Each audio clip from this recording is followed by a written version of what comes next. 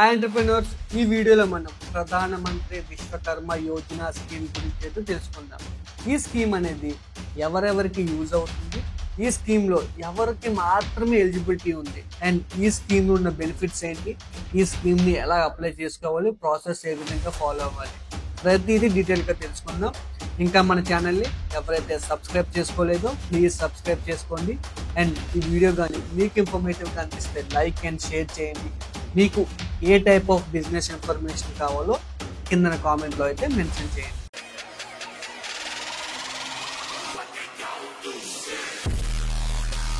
ప్రధానమంత్రి Vishwakarma Yojana scheme 17th September 2023 అప్పుడు ప్రధానమంత్రి నరేంద్ర మోడీ గారు అయితే లాంచ్ చేయడం జరిగింది. ఈ స్కీమ్ కి కేంద్ర ప్రభుత్వం 15,000 కోట్ల వరకు అయితే బడ్జెట్ ని కేటాయించారు.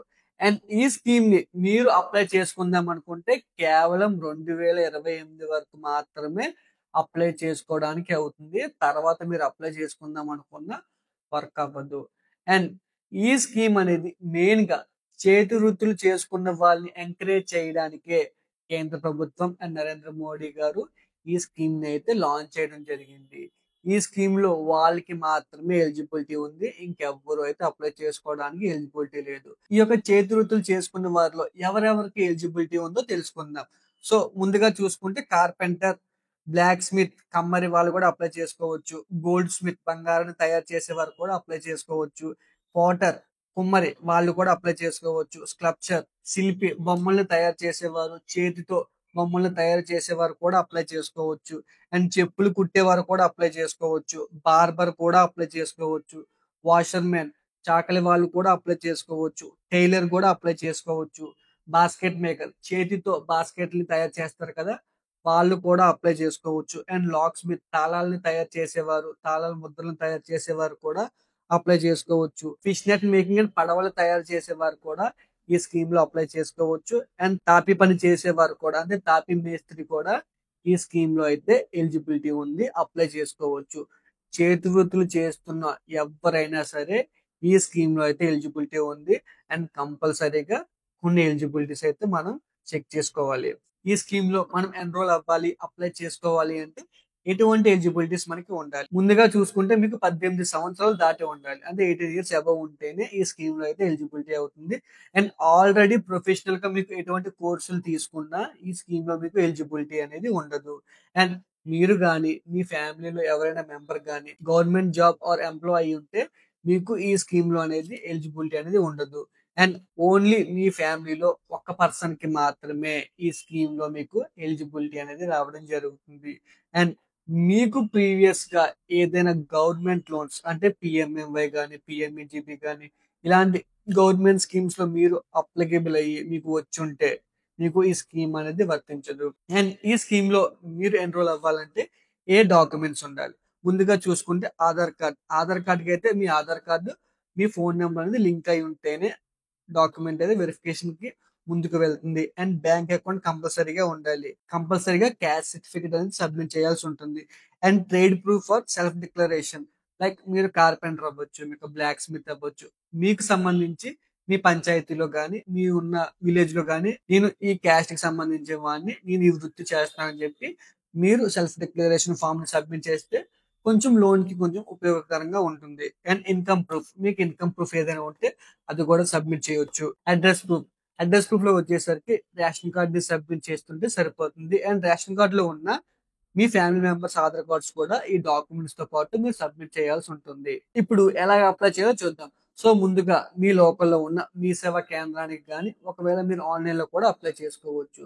ముందుగా మీరు Aadhaar card and phone number తో లింక్ అయిన నెంబర్ తో మీరు ఆన్లైన్ లోకి వెళ్ళి లాగిన్ అయిన తర్వాత మీ బేసిక్ డాక్యుమెంట్స్ ని ఎంటర్ చేసి, అండ్ మీరు ఏ ట్రేడ్ చేస్తున్నారో ఆ రిలేటెడ్ ట్రేడ్ ని ఆ యొక్క స్కీమ్ పోర్టల్ అయితే ఎంటర్ చేయాల్సి ఉంటుంది. ఎంటర్ చేసిన తర్వాత మీ అప్లికేషన్ అనేది కంప్లీట్ అవ్వడం జరుగుతుంది. మీ అప్లికేషన్ అనేది గ్రామ పంచాయతీకి అనేది వెళ్ళడం జరుగుతుంది.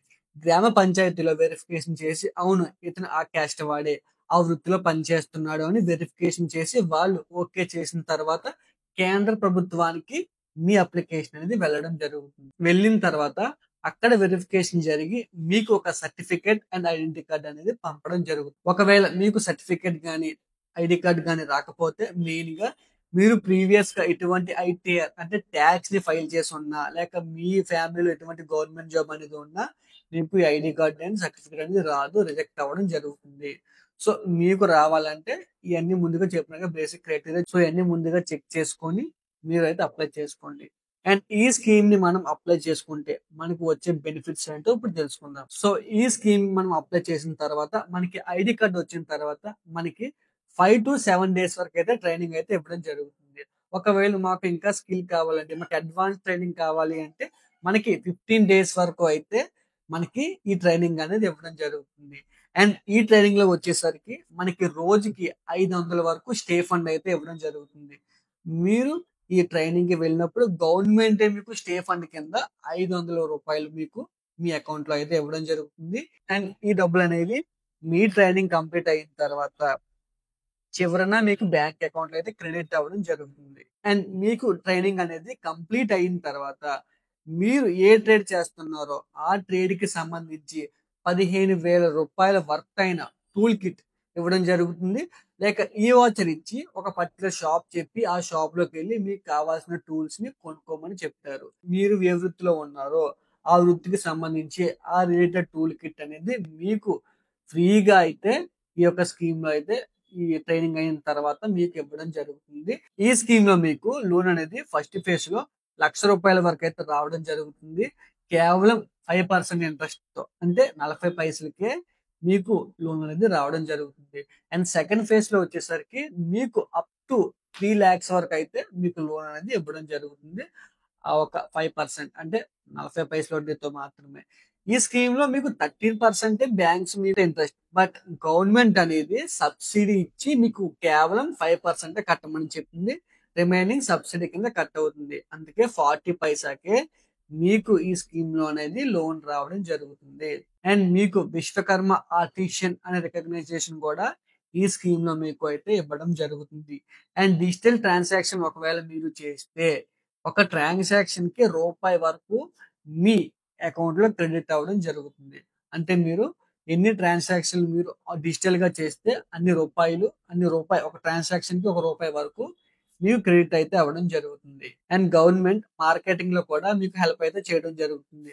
అంటే ఎక్కడైనా ఈవెంట్స్ పెట్టి, లైక్ పెద్ద పెద్ద ఈవెంట్స్ పెట్టి ఆ ఈవెంట్స్ లో మొత్తం ఖర్చు అంతా గవర్నమెంట్ భరించి మీకు షాప్స్ ఇచ్చి రిటైల్ గా మీరు సేల్ చేసుకోవడానికి అవకాశాన్ని కూడా మీకు ఈ స్కీమ్ అండర్ లో మీకు అయితే ప్రొవైడ్ చేయడం జరుగుతుంది. సో ఇన్ని బెనిఫిట్స్ ఉండడం వల్ల చేతి వృత్తులు చేసుకునే వాళ్ళకి చాలా ఉపయోగకరంగా ఉంటుంది.